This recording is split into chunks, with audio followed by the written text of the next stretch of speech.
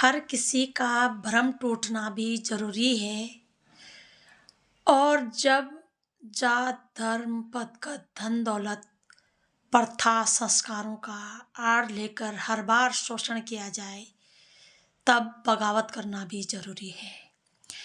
आज का यह वीडियो मेरा अपने देश की आधी आबादी, देश की माँ बहन बेटियों के आँखों की पट्टी खोलने और उन्हें जागरूक बनाने के संदर्भ में है।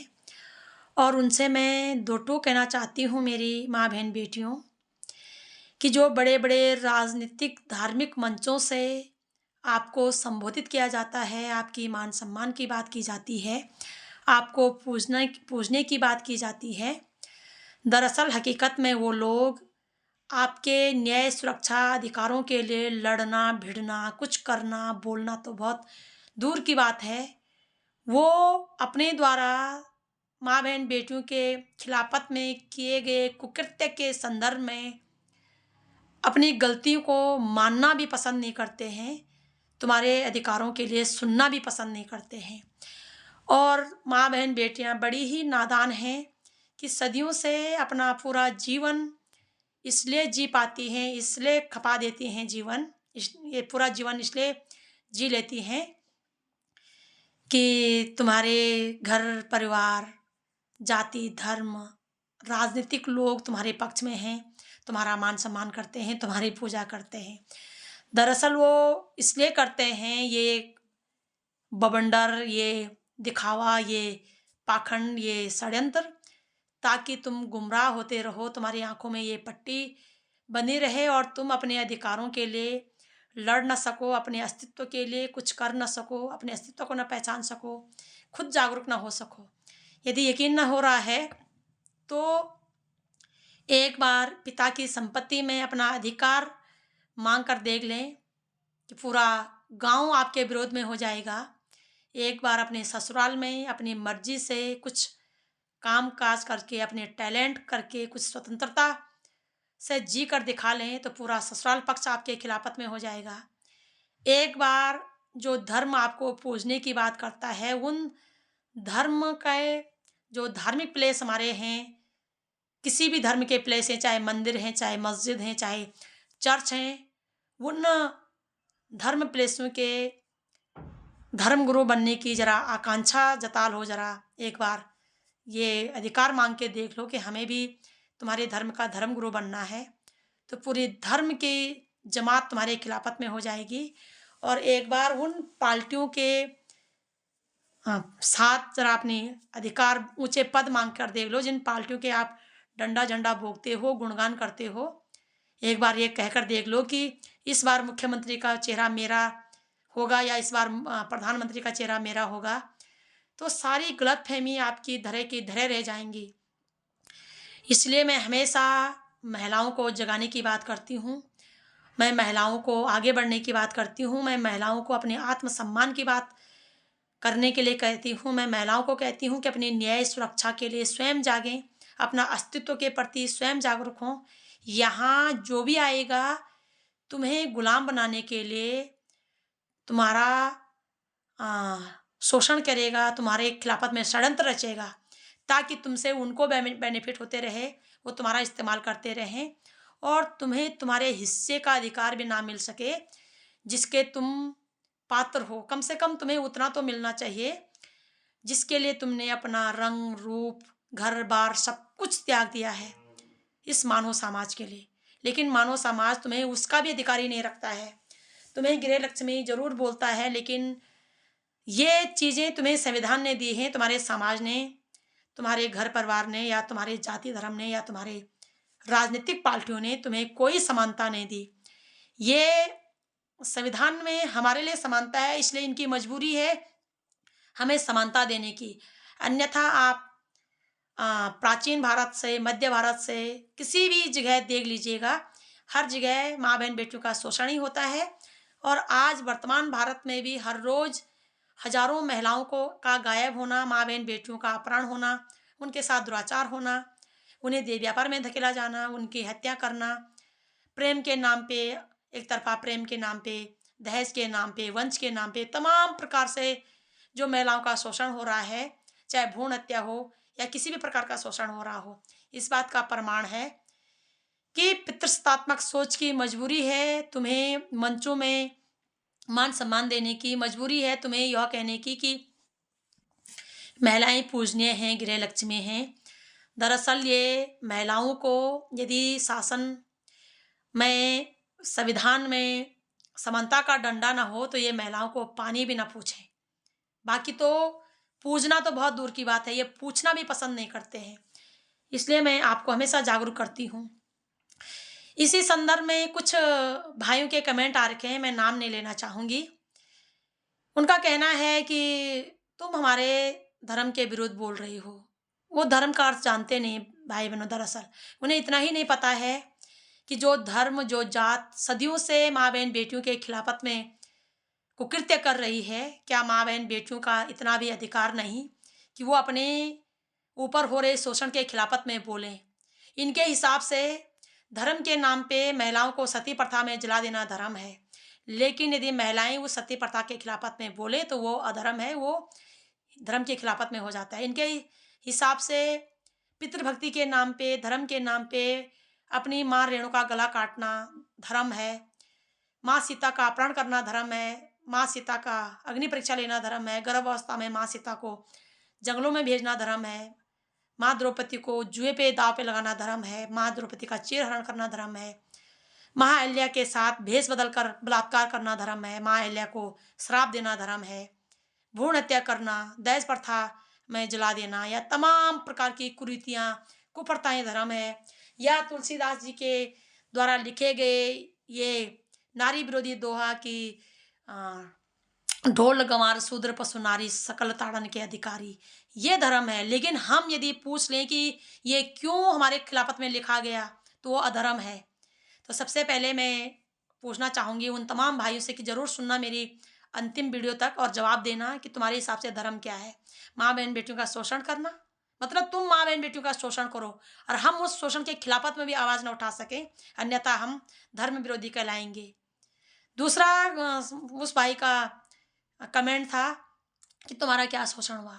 भाई मैं जागरूक नागरिक हूँ, कोई चाह कर भी मेरा शोषण नहीं कर सकता है, क्योंकि मुझे पता है कि कौन धर्म है, कौन अधर्म है, कौन सही है, कौन गलत है, कौन सच है, कौन झूठ है, कौन बुराई है और कौन अच्छा है। इतना अपने आप को तप करके, अनुभव करके, स्टडी करके हमने जागरूक बना दिया है कि हमें लोगों की चाल ढाल इशारे ही समझ में आ जाते हैं कि वो कितना गहरा पानी में है। इसलिए कोई चाह कर भी हमारा शोषण नहीं कर सकता। क्या हम अपना शोषण करने देंगे? हम पूरे मातृशक्ति के लिए, हर पीड़ितों के लिए आवाज़ उठाते हैं और कोई हमारा शोषण करेगा?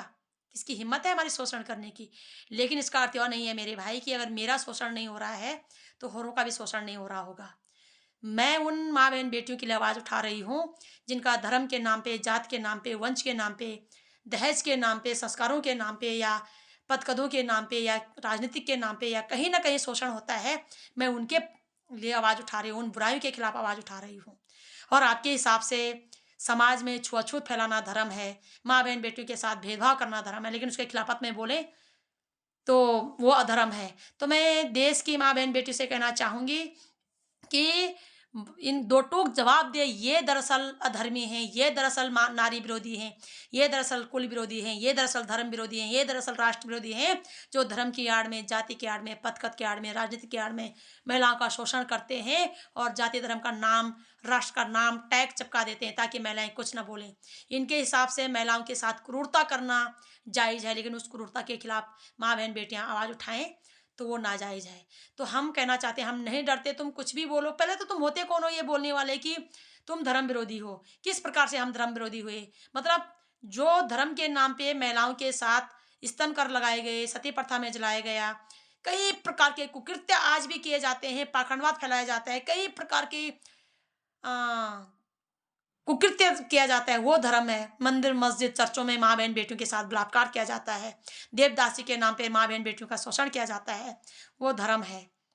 और माँ बहन बेटियां अपने पक्ष में कुछ बोलें तो वो अधर्म है। तो पापियों जरा सुधर जाओ, समझ जाओ और महिलाओं का शोषण जाति धर्म के नाम पर करना बंद करो। जरा बुद्धि विवेक का इस्तेमाल करो और सोचो समझो। और नहीं सोचने समझने की क्षमता है तो माँ बहन बेटियों के न्याय सुरक्षा अधिकारों के बीच में टांग अड़ाने की गुस्ताखी ना करें, अन्यथा मुंह तोड़ जवाब दिया जाएगा। अब माँ बहन बेटियां तुम्हारे पाखंड के चंगुल में, तुम्हारे षड्यंत्रों के चंगुल में, तुम्हारे किसी भी प्रकार के भ्रष्ट तंत्र के चंगुल में नहीं फंसने वाले हैं। माँ बहन बेटियां स्वतंत्र हैं अपनी बात रखने के लिए। और यदि अपने पक्ष में बोलना धर्म विरोधी है तो अपनी इस प्रकार के पाखंडवाद को अपनी जेब में रखें।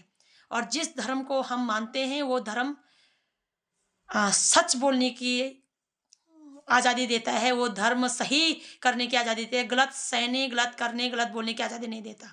और अपने पक्ष में बोलना कोई गलत नहीं है। तो सभी माँ बहन बेटी से यही कहूँगी, अपने पक्ष में बोलें, खुलकर बोलें, तब तक बोलें जब तक आपके साथ न्याय नहीं हो जाता। आशा नहीं, पूर्ण उम्मीद करूँगी कि सभी सम्मानित लोग, कम से कम वो न्याय प्रिय लोग, इस विषय को समझेंगे कि धर्म क्या है। दरअसल इन पाखंडियों को ना खुद धर्म के बारे में पता है, ना ही इनके आकाओं को कुछ धर्म के बारे में पता है। ये गड़ी गड़ाई बातें, षड्यंत्र बनाई नीति, अपने द्वारा बनाए गए षड्यंत्र को ही धर्म मान बैठे हैं। और उस षड्यंत्रों के तहत चाहे माँ बहन बेटियों का शोषण हो रहा हो, चाहे कुछ भी हो रहा है। इनसे पूछना चाहती हूँ, तुम इतने ही धर्म रक्षक होते तो जो हर रोज माँ बहन बेटियों के साथ बलात्कार हो रहा है तो वो नहीं हो रहा होता। वो किस धर्म से आते हैं वो लोग जो माँ बहन बेटियों के साथ बलात्कार कर रहे हैं, उनका अपहरण कर रहे हैं, उन्हें देह व्यापार में धकेल रहे हैं, उनसे एक्स्ट्रा सर्विस की मांग कर रहे हैं, प्रेम के नाम पे उनकी हत्या कर रहे हैं, गोलियां चला रहे हैं, चापट से मार रहे हैं, द्रांति से काट रहे हैं, तेजाब से जला रहे हैं, या तमाम प्रकार के कुकृत्य माँ बहन बेटियों के साथ कर रहे हैं। कई बार अपने ही घर के पिताजी के रूप में, भाई के रूप में, ससुर के रूप में, जेठ देवर के रूप में होते हैं ये पापी। तो ये किस धर्म से आते हैं? क्या यही इनका धर्म नहीं सिखाता है कि अपने ही घर के माँ बहन बेटियों के साथ दुराचार करो? तब ये नहीं बोलते। तो माँ बहन बेटियों को समझना होगा कि जब आपके अधिकारों की बात आती है तो बोलना, लड़ना भिड़ना तो बहुत दूर की बात है, ये सुनना भी पसंद नहीं करते हैं। इसलिए महिलाओं को जागना होगा।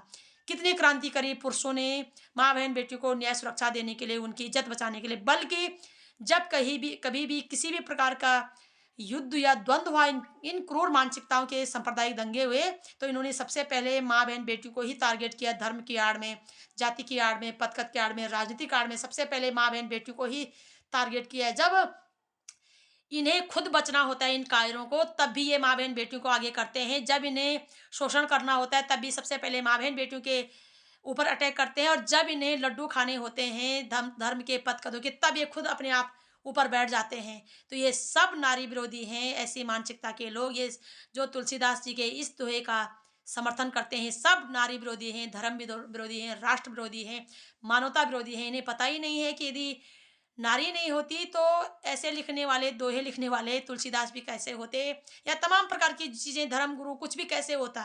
तो इन्हें कुछ पता ही नहीं है। इसलिए मैं महिलाओं से कहना चाहूँगी, कम से कम आपको उतना अधिकार तो आपका मिलना चाहिए जितने के आप हकदार हो।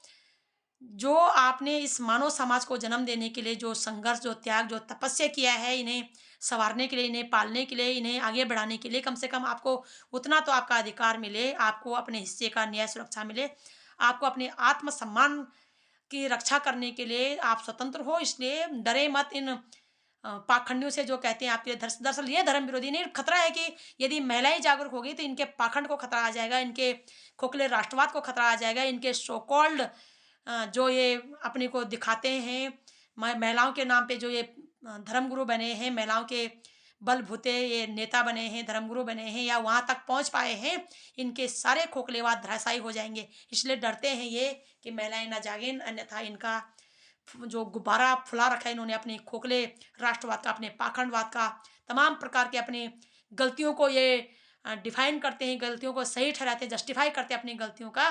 तो इनको लगता है कि हमारी गलतियों का जो है पर्दा हट जाएगा और हम पूरे दुनिया के सामने हमारे काले कारनामे खुल जाएंगे यदि महिलाएं जाग जाएं। तो मैं महिलाओं को कहूँगी कि जागो और इनके काले कारनामे खोलो। जितना जल्दी हो सके तुम भ्रम से दूर बाहर निकलो और षड्यंत्रकारी नीतियों से बाहर निकलो। अपनी आंखों से पट्टी खोलो और देखो कि कौन आपके पक्ष में है, और आपके सिवाय आपके पक्ष में कोई और हो नहीं सकता है।